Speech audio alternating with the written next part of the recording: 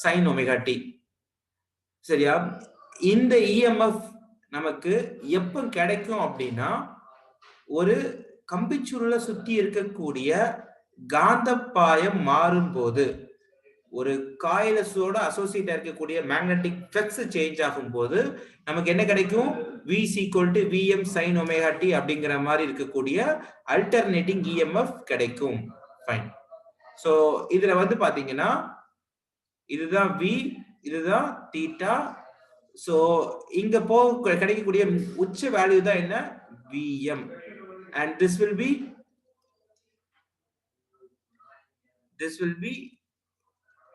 minus Vm. சரியா? So இது நமக்கு தெரியும். இப்ப நான் போன கிளாஸ்ல என்ன பார்த்திருந்தோம் அப்படின்னா இப்படிப்பட்ட ஒரு EMF, இப்படிப்பட்ட ஒரு AC EMF இந்த மாதிரி ஒரு சிம்பிளை தான் நம்ம என்ன பண்ணணும்? ரெப்ரசன்ட் பண்ணி காமிக்கணும். அத ஒரு ரெசிஸ்டர்ல கனெக்ட் பண்ணா என்ன நடக்கும்? ஒரு இண்டக்டர்ல கனெக்ட் பண்ணா என்ன நடக்கும்? அப்புறம் அத ஒரு கெபாசிட்டர்ல கனெக்ட் பண்ணா என்ன நடக்கும்? அதாவது ஒரு மின் தடையாக்கி, ஒரு மின் தூண்டி, ஒரு மின் தேக்கி, ரெசிஸ்டன்ஸ், இண்டக்டன்ஸ், கெபாசிட்டன்ஸ் இந்த மூணு பேரோடையும் கனெக்ட் பண்ணா என்ன மாதிரி கரண்ட் நமக்கு இது வழியா போகும்? சே எக்ஸாம்பிள், ரெசிஸ்டன்ஸ்ல கனெக்ட் பண்ணும்போது நமக்கு கிடைக்கக்கூடியது என்ன? அப்படியே உங்களுக்கு என்ன ஆகும்? Im sin omega t அப்படின்னு சொல்லிட்டு கிடைக்கும்னு பார்த்தோம். இதுல Im அப்படிங்கிறது என்ன அப்படின்னா நம்ம உள்ள கொடுக்கிறது Vm by மின்தடையாக்கி என்ன R. சோ இங்கேயும் sin omega t தான் இருக்குது, இங்கேயும் sin omega t தான் இருக்குது. அதனால V யும் I யும் ஒரே கட்டத்துல இருக்கும். V எப்படி இருக்குதோ அதே டைரக்ஷன்ல தான் என்ன இருக்கும்? I இருக்கும். ஃபைன். இங்க எடுத்துக்கிட்டீங்க அப்படின்னா சோ இங்க ஃபேஸ் டிஃபரன்ஸ், இந்த 5 வேல்யூ என்னன்னு பாத்தீங்கன்னா 0வா இருக்கும். இந்த 5 என்ன சொல்லுவாங்க அப்படின்னா ஃபேஸ் டிஃபரன்ஸ்னு சொல்லுவாங்க. அதாவது கட்ட வேறுபாடு. என்ன வார்த்தை? கட்ட வேறுபாடு. சோ இது எப்படி சொல்லுவாங்க அப்படின்னு பாத்தீங்கன்னா ஜெனரலா V = Vm sin omega t ன்னு இருக்குதுன்னா I வந்து பாத்தீங்கன்னா எப்படி இருக்கும்னா Im sin omega t plus or minus 5. இந்த மின்னழுத்த வேறுபாடு எப்படி வருதோ அதோட ஒரே கட்டத்துல வரலாம், இல்லனா அதுல இருந்து ஒரு 5 டிகிரி முன்னாடி வரலாம், இல்லனா அதுல இருந்து ஒரு 5 டிகிரி பின்னாடி போகலாம். சரியா? So when you are connected with a resistor, ஒரு மின் தடையாக்கியோட கனெக்ட் பண்ணும்போது எந்த கட்ட வேறுபாடும் இருக்காது. அதுவே ஒரு இண்டக்டர்ல கனெக்ட் பண்ணும்போது நமக்கு என்ன ஃபார்முலா வந்துச்சு அப்படின்னா I = Im sin, சரியா, 5/2 minus omega t minus 5/2. omega t minus 5/2. அதாவது இங்க Im அப்படிங்கிறது யார் அப்படின்னா அதே லாஜிக் தான் Vm by இங்க ரெசிஸ்டன்ஸ் போட்டோம். இங்க ரெசிஸ்டன்ஸ்க்கு பதிலா என்ன போடணும்? இந்த இண்டக்டரோட ரெசிஸ்டன்ஸ். இந்த இண்டக்டர், இந்த மின் தூண்டி என்ன மாதிரியான மின் தடையை கொடுக்குது அப்படிங்கறத போடணும். அதுக்கு நம்ம என்ன பேர் வச்சோம்னா XL ன்னு வச்சோம். XL-க்கு என்ன ஃபார்முலா பார்த்தோம் அப்படின்னா ஒமேகா × L அப்படின்னு சொல்லிட்டு ஒரு ஃபார்முலா பார்த்தோம். சரியா? நம்ம டெரைவ் பண்ணும்போது ஒமேகா × L ன்னு வந்துச்சு. ஒமேகா அப்படிங்கிறது கோண திசைவேகம், L அப்படிங்கிறது தன்மின் தூண்டல் N, செல்ஃப் இண்டக்டன்ஸ். ரைட்டா? சோ இங்க நமக்கு நல்லாவே தெரியுது கட்ட வேறுபாடு I-க்கும் V-க்கும் இடையில இருக்கக்கூடிய கட்ட வேறுபாடு பாத்தீங்கன்னா 90 டிகிரி. அதாவது V வந்து இப்படி இருக்குது அப்படின்னா I வந்து 90 டிகிரி பின்னாடி இருக்கும், 90 டிகிரி கீழே பக்கம் இருக்கும். this is I. ஒரு கெபாசிட்டருக்கு வரும்போது I-யோட ஃபார்முலா என்ன வந்துச்சு அப்படின்னு பாத்தீங்கன்னா Im sin omega t plus 5/2 ன்னு வந்துச்சு. சரியா? அப்ப இங்க Im = என்ன வந்துச்சு அப்படின்னு பாத்தீங்கன்னா Vm by மின் தேக்கியோட மின் மறுப்பு. சரியா? மின் தேக்கியோட மின் மறுப்பு, reactance offered by a capacitor. அப்ப XC = என்ன ஃபார்முலா வந்துச்சு அப்படின்னா இங்க 1/omega × C ன்னு வந்துச்சு. சரியா? XC = 1/omega × C, and ஒமேகாக்கு பதிலா நீங்க என்ன போட முடியும்? 2π × frequency, 2π × அதிர்வெண் போட முடியும் × capacitance. சரியா? இங்கேயும் கட்ட வேறுபாடு என்ன? 5/2 தான். பட் இங்க யார் முன்னாடி இருப்பா அப்படின்னா V இப்படி இருக்கு அப்படின்னா I எங்க பக்கம் இருக்கும்? முன்னாடி பக்கம் இருக்கும். I எப்படி இருக்கும்? 90 டிகிரி ஃபார்வர்டா இருக்கும். சரியா? அப்போ ரெசிஸ்டர் அப்படிங்கிறது நடுநிலையில இருக்கும், இண்டக்டர்ல இருக்கக்கூடிய கரண்ட் 90 டிகிரி பின்னாடி இருக்கும், கெபாசிட்டர்ல இருக்கக்கூடிய கரண்ட் 90 டிகிரி முன்னாடி இருக்கும். ரைட்டா? சோ இதுதான் ஒரு ஏசி கரண்ட ஒரு ரெசிஸ்டரோடையும் இண்டக்டரோடையும் கெப்பாசிட்டரோடையும் ஒரு மின் தடையாக்கி மின் தூண்டி மின்தேக்கி இந்த 3 பேரோடையும் இணைக்கும் போது நமக்கு கிடைக்கக்கூடிய மதிப்புகள். சரியா? இதை நம்ம போன கிளாஸ்ல டிஸ்கஸ் பண்ணியிருந்தோம். இது ரிலவெண்டா ஏதாச்சும் டவுட் இருந்தா நீங்க கேட்கலாம். இதுல ஏதாச்சும் டவுட் இருந்துச்சுனாலோ எங்கேயாச்சும் புரியாம இருந்துச்சு அப்படின்னாலோ you can just ask me or else I will go to next topic.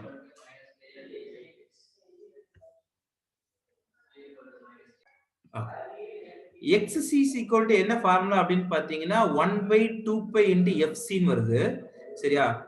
இப்போ ஒரு கெபாசிட்டருக்கு நீங்க டிசி கரண்ட் அனுப்புறீங்க அப்படின்னா என்ன கரண்ட் அனுப்புறீங்க? DC current. ஏசி கரண்ட்னா இப்படி மாறி மாறி இருக்கும். இது ஏசி கரண்ட். டிசி மின்னோட்டத்தை ஒரு கெபாசிட்டருக்கு அனுப்பும் போது என்ன நடக்கும் அப்படின்னு பாத்தீங்கன்னா டிசி மின்னோட்டத்தை யாருக்கு அனுப்புறீங்க? ஒரு மின் தூண்டிக்கு அனுப்புறீங்க, மின் தேக்கி ரெண்டு பேருக்குமே அனுப்புறீங்கன்னு வைங்க. டிசி கரண்ட் அனுப்பும் போது அது கரண்ட் எப்படி இருக்கும்? ஸ்ட்ரைட்டா அது பாட்டுக்கு இருக்கும். கான்ஸ்டன்டா ஒரே வேல்யூ இருக்கும். அப்போ கான்ஸ்டன்டா ஒரே வேல்யூ இருக்கும் போது இந்த அதிர்வெண் அப்படிங்கிறதுக்கு எந்த விதமான அவசியமும் கிடையாது. எஃப் ஜீரோவா இருக்கும். ஏன்னா அதிர்வெண் அப்படின்னா என்ன அர்த்தம்?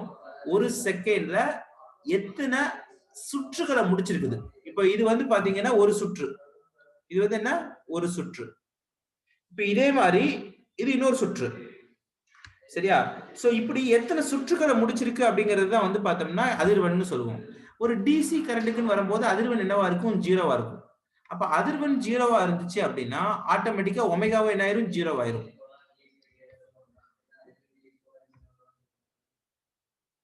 ஒமேகா ஜீரோ அப்படின்னா இங்க எக்ஸ்எல் ஈக்குவல் டு ஜீரோன்னு வரும். எக்ஸ்எல் ஈக்குவல் டு என்ன வரும்? ஜீரோன்னு வரும். எக்ஸ்எல் ஜீரோனா எந்த விதமான மின் மறுப்பும் இருக்காது. அதனால உங்களுக்கு கிடைக்கக்கூடிய கரண்ட் பார்த்தோம்னா இன்ஃபினிட்டி, அதாவது முடிவில்லா மின்னோட்டத்தை தனக்குள்ள அனுமதிக்கும். ஈஸியா கரண்ட தனக்குள்ள போறதுக்கு என்ன பண்ணும்? அலோவ் பண்ணும். அதுவே இங்க எடுத்துக்கிட்டீங்க அப்படின்னா எக்ஸ்சி வில் பிகம் இன்ஃபினிட்டி, முடிவிலி. ஏன்னா எஃப்க்கு பதிலா ஜீரோ போட்டீங்க அப்படின்னா இன்ஃபினிட்டி ஆயிரும்.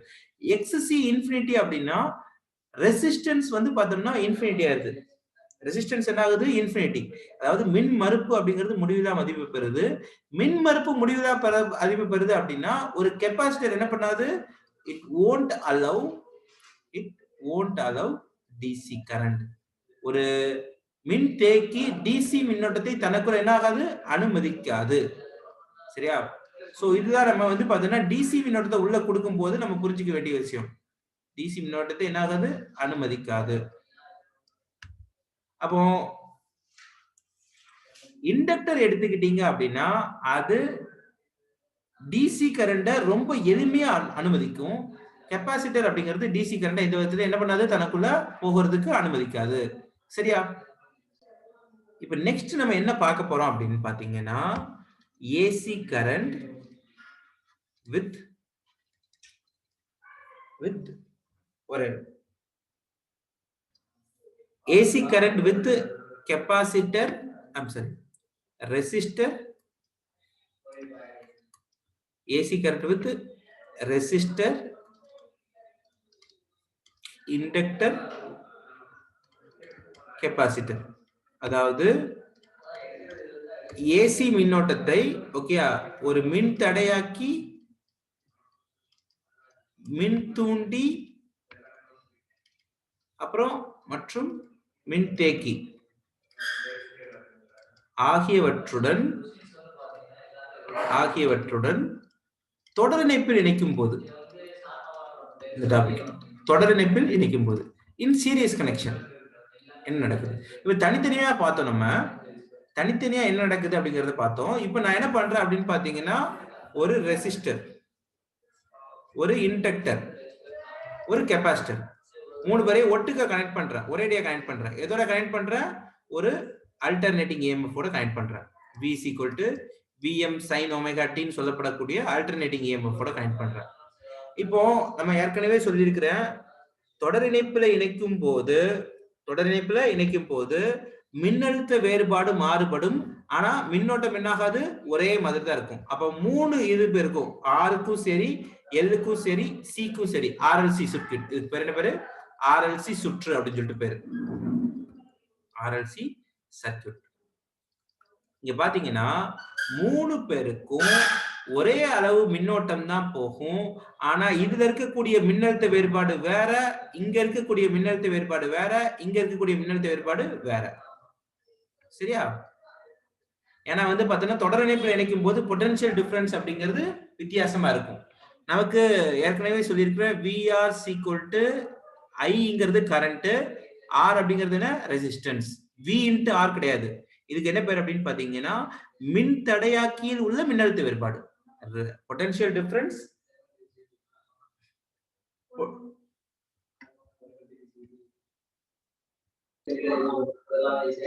சோ VR அப்படிங்கிறது என்னன்னா மின் தடையாக்கியில் உள்ள மின்னழுத்த வேறுபாடு. அதே மாதிரி VL அப்படிங்கிறது மின் தூண்டியில் உள்ள மின்னழுத்த வேறுபாடு. VL அப்படிங்கிறது பொட்டன்ஷியல் இண்டக்டர் இருக்கக்கூடிய potential difference. So which is known as I into XL. ஏன்னா இங்க ரெசிஸ்டன்ஸுக்கு R போட்டோம், இங்க என்ன போடும் அப்படின்னு பாத்தீங்கன்னா L அப்படின்னு போடக்கூடாது. L கொடுக்கக்கூடிய மின் மறுப்பு என்ன XL, இது கொடுக்கக்கூடிய மின் மறுப்பு என்ன XC. சரியா? இதுக்கு R தான். இப்ப ஆருக்கு அலகு ஓம் தான், XL-க்கும் அலகு என்ன ஓம் தான், XC-க்கும் அலகு ஓம் தான். அதுல எந்த கன்ஃபியூஷன் ஆகக்கூடாது. VC is equal to I into XC. இப்ப நமக்கு தெளிவாவே தெரியும், இங்க பாத்தீங்கன்னா இந்த VR அப்படிங்கிறது VR-ம் கரண்ட்டும் எப்படி இருக்கும், ஒரே கட்டத்துல இருக்கும். VR-ம் கரண்ட் எப்படி இருக்கும், ஒரே கட்டத்துல இருக்கும். Are in same phase. VR எப்படி இருக்குதோ அதே மாதிரிதான் யார் இருப்பா, கரண்ட் எப்படி இருக்குதோ அதே இதுலதான் என்ன இருக்கும், I இருக்கும். ஆனா இங்க எடுத்துக்கிட்டீங்க அப்படின்னா VL அப்படிங்கிறது இப்படி இருக்குது அப்படிங்கிற பட்சத்துல VL அப்படிங்கிறது எப்படி இருக்குதுன்னா I எப்படி இருக்கும், 90 டிகிரி பின்னாடி பாக்குறது. நான் எப்படி எழுதுறேன் அப்படின்னா என்னோட புரிதலுக்காக நான் கொடுக்கறது I கொடுக்குறேன். I கொடுக்குறேன்னா ஐயை விட VL எப்படி இருக்கும், 90 டிகிரி முன்னாடி இருக்கும். எங்க இண்டக்டர்ல யார் முன்னாடி இருப்பா, வோல்டேஜ் முன்னாடி இருக்கும். அதே மாதிரி இங்க I கொடுக்குற கெபாசிட்டி எப்படி இருக்கும், பின்னாடி பாக்குறது. அப்ப இது மூணு கிராஃபை நான் ஒட்டுக்கா எழுதுறேன், ஒரே ஐடியா எழுதுறேன். எப்படி எழுதுறேன் பாருங்க. இது I அப்படின்னு சொல்லிட்டு வச்சுக்கிட்டேன்னா மேல பார்க்க இருக்கிறது VL, கீழே பார்க்க இருக்கிறது என்ன VC, கீழே பார்க்க இருக்கிறது VC. சோ இந்த ஐயோட டைரக்ஷன்ல என்ன இருக்கும், VR இருக்கும். இப்ப எனக்கு ஒரே புள்ளியில 3 பொட்டன்ஷியல் டிஃபரன்சஸ் இருக்கு, 3 விதமான மின்னழுத்த வேறுபாடுகள் இருக்கு. அப்ப இந்த 3 பேரையும் நான் என்ன பண்ணணும் அப்படின்னா கூட்டணும், மொத்தமா இவங்களோட எஃபெக்ட் என்னன்னு பார்க்கணும். அது எப்படி நான் பாக்குறது, இப்ப உதாரணத்துக்கு முதல்ல இவன் மேல பார்க்க இருக்கிறான், இவன் கீழே பார்க்க இருக்கிறான். இவங்க ரெண்டு பேரும் ஈஸியா டீல் பண்ணிடலாம். VL மேல பார்க்க இருக்குது, VC கீழே பார்க்க இருக்குது. சோ நம்ம ஆஸ் யூசுவல் ஒருத்தன் மேல ஒருத்தன் கீழே அப்படின்னா நம்ம என்ன பண்ணுவோம், VL மைனஸ் VC பார்த்துட்டோம் அப்படின்னா இவங்க ரெண்டு பேரும் சால்வ் ஆயிடுவாங்க. சரியா? சோ ஒரு பிரச்சனை சால்வ்டு. இது ரெண்டையும் சேர்த்து நான் என்ன பண்ணிடுறேன், நெட்டா VL இருந்து VC கழிச்சு போட்டுறேன். ஆனா VR எப்படி இருக்குது, இப்படி இருக்குது. சரியா? VR எப்படி இருக்குது, இப்படி இருக்குது. இப்போ இந்த கிராஃப் எடுத்துக்கங்க. இந்த கிராஃப்ல இருந்து நான் என்ன கண்டுபிடிக்க போறேன் அப்படின்னு பாத்தீங்கன்னா மொத்த நிகர மின்னழுத்த வேறுபாடு என்னன்னு கண்டுபிடிக்க போறேன்.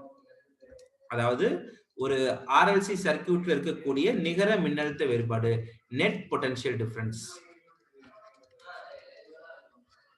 நெட் பொட்டன்ஷியல் டிஃபரன்ஸ் என்னன்னு பார்க்க போறேன். பார்க்கிறதுக்கு எப்படி பார்க்கணும், எனக்கு தெளிவா இருக்குது. இது யாரு, VL மைனஸ் VC, இது யாரு, VR. சரியா? இப்போ ரெண்டு பேர் இப்படி இருக்காங்க அப்படின்னா இவங்க ரெண்டு பேரோட ரிசல்டன்ட், அதாவது தொகுபயன் மின்னழுத்த வேறுபாடு அப்படிங்கிறது எப்படி இருக்கும். So V square is equal to VR square plus VL minus VC square VCD whole square by using Pythagoras theorem. அப்ப V is equal to root of VR square plus VL minus VCD whole square. இப்போ எனக்கு இந்த V அப்படிங்கிறது total potential difference, மொத்த மின்னழுத்த வேறுபாடு. அப்ப இதுக்கான ஃபார்முலா என்ன கரண்ட் போகுது, மொத்தமா ஒரே கரண்ட் தான் போகுது, பிரச்சனையே இல்லை, இன்ட்டு மொத்தமா இருக்கக்கூடிய மின் தடையை நான் என்ன பேர் வச்சுக்கிறேன் அப்படின்னா இசட்னு பேர் வச்சுக்கிறேன். இசட் அப்படிங்கிறதுக்கு நான் இங்க என்ன வார்த்தை யூஸ் பண்றேன் அப்படின்னு பாத்தீங்கன்னா இம்பிடன்ஸ் அப்படிங்கிற வார்த்தை யூஸ் பண்றேன். சரியா? இம்பிடன்ஸ் அப்படின்னாலும் ரெசிஸ்டன்ஸ் அப்படின்னாலும் ஒண்ணுதான். சரியா? ரெண்டுக்கும் ஒரே அலகு தான். இம்பிடன்ஸ் அப்படிங்கிறதுக்கு அலகு என்ன, ஓம் தான். ரெசிஸ்டன்ஸ் அப்படிங்கிறதுக்கும் அலகு ஓம் தான். ரியாக்டன்ஸ் அப்படிங்கிறதுக்கும் அலகு ஓம் தான். சரியா? பட் இம்பிடன்ஸ் அப்படிங்கிறது வந்து பார்த்தோம்னா ஓவராலா எல்லாத்தையும் சேர்ந்து இருக்கக்கூடிய ரெசிஸ்டன்ஸ். நிகர மின் மறுப்பு அப்படின்னு சொல்லிட்டு வச்சுக்கலாம். நிகர மின் மறுப்பு எல்லாம் 3 பேரும் சேர்ந்து மொத்தமா எவ்வளவு கொடுப்பாங்க, அவன் தான் இசட்னு பேர் வச்சுக்கிறோம். யூனிட்னா வோல்ட். சோ இதுக்கு ஆஸ் யூசுவல் நீங்க என்ன போட்டுக்கலாம், IR the whole square plus IXL minus IXCD whole square. அப்ப root over I square R square plus இது ரெண்டு வந்து I காமன் எடுத்துட்டா I square into XL minus XCD whole square. சரியா? again இங்கேயும் I square இருக்குது, இங்கேயும் I square இருக்குது. என்ன பண்ற? காமனா எடுத்தன்னா ரூட் அவுட்டே வெளிய எடுக்க முடியும். ரூட் அவுட்டே வெளிய எடுத்தன்னா ஆட்டோமேட்டிக்கா வெளிய I வந்துரும். ஐயும் ஐயும் கேன்சல் ஆயிரும். அப்ப Z equal to என்ன ஃபார்முலா வந்துரும்? root of R square plus XL minus XCD whole square. So இதுதான் என்ன நிகர மின்மறுப்புக்கான ஃபார்முலா, ரொம்ப முக்கியமான ஃபார்முலா. நெட் இம்பிடன்ஸ் அப்படிங்கிற இவர் இம்பிடன்ஸ் இல்லனா நெட் இம்பிடன்ஸ் இதுக்கான ஃபார்முலா. சரியா? சோ இங்க நீங்க தெரிஞ்சுக்க வேண்டிய ஒரு முக்கியமான டேர்ம் என்ன அப்படினு பாத்தீங்கன்னா, as usual சொல்லிருக்கேன், this is VL minus VC and this will be VR. இது ரெண்டுக்கும் ரிசல்டன்டா இருக்கக்கூடியது தான் என்ன V. சரியா? V. இந்த V தான் நம்ம கண்டுபிடிச்சோம். எப்படி கண்டுபிடிச்சோம்? root of VR square plus VL minus VCD whole square னு கண்டுபிடிச்சோம். VL minus VCD whole square னு கண்டுபிடிச்சோம். ஃபைன். இப்போ இது எந்த ஆங்கிள்ல போகுதோ அந்த ஆங்கிளுக்கு என்ன பேர் வச்சுக்கோங்க அப்படின்னா phi ன்னு பேர் வச்சுக்கோங்க. இந்த ஆங்கிளுக்கு என்ன பேர் வச்சுக்கோங்க? phi ன்னு பேர் வச்சுக்கோங்க. சோ இப்போ இந்த phi அப்படிங்கிறது தான் மொத்தமா இருக்கக்கூடிய கட்ட வேறுபாடு.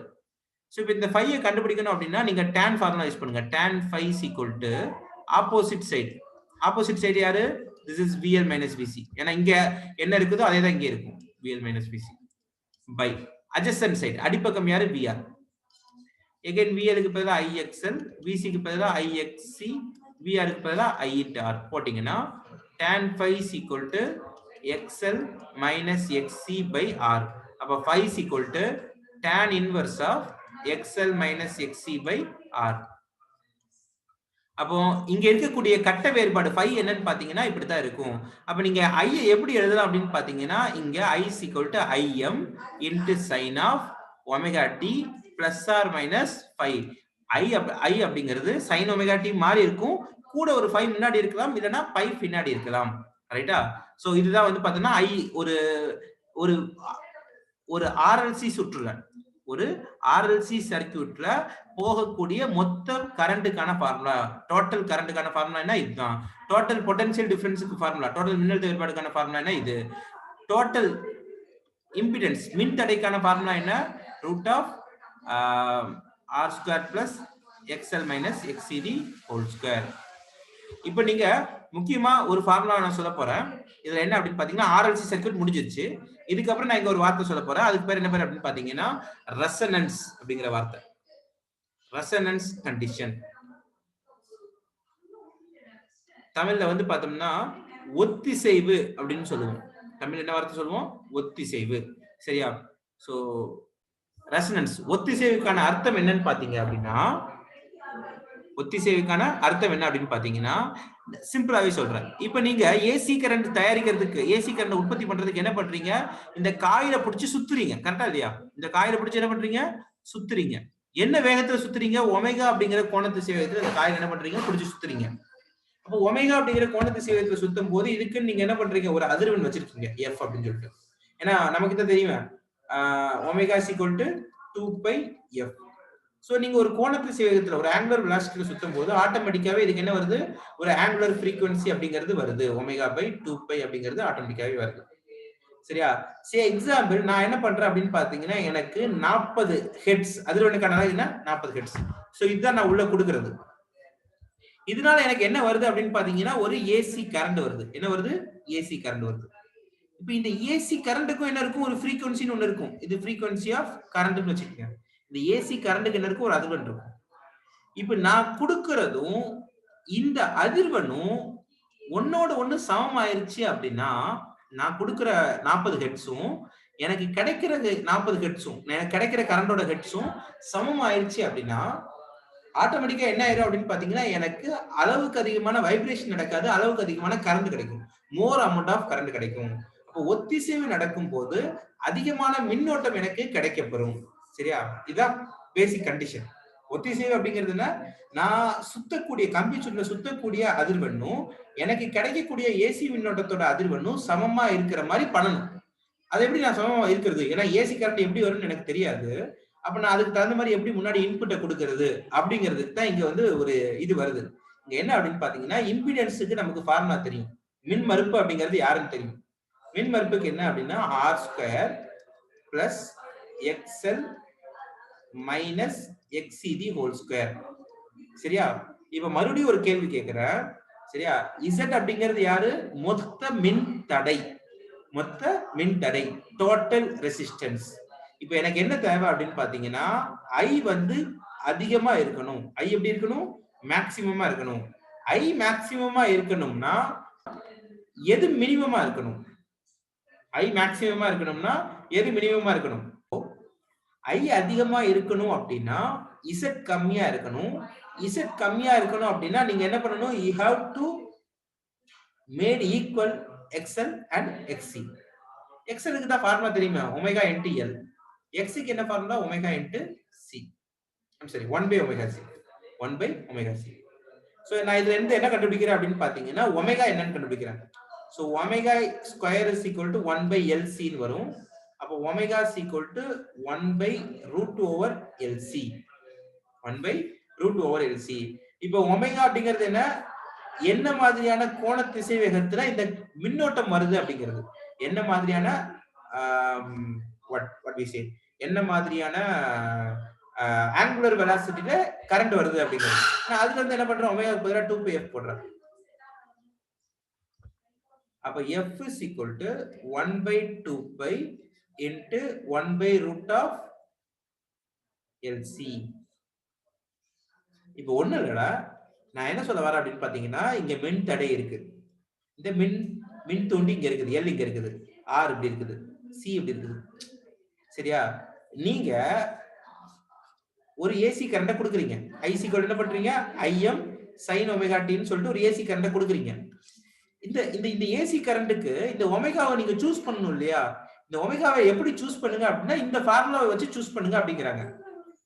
உங்களுக்கு நீங்க ஒரு என்ன சொல்றீங்க? நீங்க ஒரு கொடுக்குறீங்க. உதாரணத்துக்கு வந்து பாத்தீங்கன்னா I is equal to IM into sin 10t. இதுதான் நீங்க கொடுக்குறீங்கப்பா. சரியா? அப்பனா நீங்க கொடுக்குற ஒமேகா என்ன அப்படின்னு பாத்தீங்கன்னா 10 ரேடியன் பெர் செகண்ட். கரெக்டா? 10 ரேடியன் பெர் செகண்ட். இப்போ இந்த சுற்றுல அதிகமான கரண்ட் வரணும் அப்படின்னு பார்த்தேன். அதிகமான கரண்ட் வரணும்னா நீங்க என்ன பண்ணணும்? இந்த L வேல்யூவையும் C வேல்யூவையும் எப்படி இருக்கிற மாதிரி சூஸ் பண்ணணும்? 1 by root over LC அப்படிங்கிறது 10 இருக்கிற மாதிரி வரணும். சோ அதுக்கு தகுந்த மாதிரி LIC சூஸ் பண்ணணும்.